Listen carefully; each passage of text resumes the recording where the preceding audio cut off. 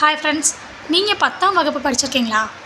10th படித்தவங்க, அதாவது நீங்கள் வந்து பாஸ் ஆகிருந்தாலும் சரி இல்லைனாலும் சரி, நீங்கள் எல்லோரும் அப்ளை பண்ணுற மாதிரியான ஒரு தமிழ்நாடு அரசுக்கு கீழே இயங்கிட்டுருக்க ஒரு நிறுவனத்திலேருந்து ஜாப் வேக்கன்சி வந்து கொடுத்துருக்காங்க.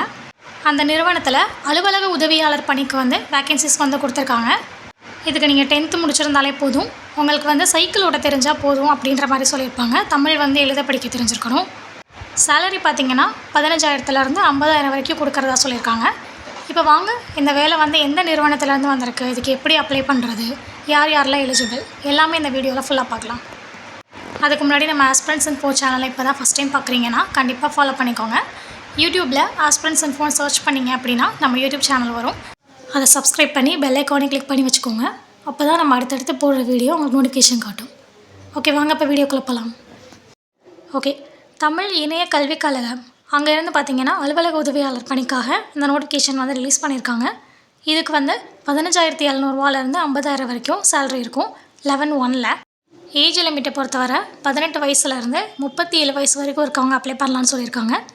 இதுக்கான முக்கியமான தகுதிகள் பார்த்திங்க அப்படின்னா 10th வந்து முடிச்சிருக்கணும். இது வந்து நீங்கள் தேர்ச்சி பெற்றிருந்தாலும் சரி இல்லைனாலும் சரி 2 பேருமே அப்ளை பண்ணலாம்.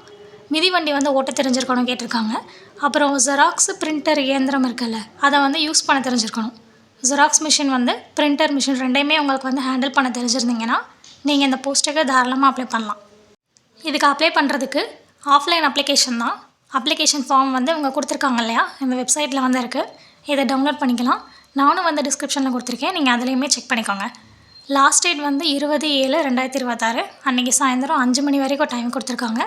ஸோ அதுக்குள்ளே இதுக்கு நீங்கள் ஆஃப்லைன் அப்ளிகேஷன் வந்து பண்ணிக்கோங்க. அதுக்கான அட்ரஸும் வந்து நோட்டிஃபிகேஷனில் இருக்குது, அதை செக் பண்ணிக்கோங்க. நீங்கள் போஸ்ட் மூலிமா வந்து உங்கள் அப்ளிகேஷனை வந்து அவங்களுக்கு அனுப்பிக்கலாம்.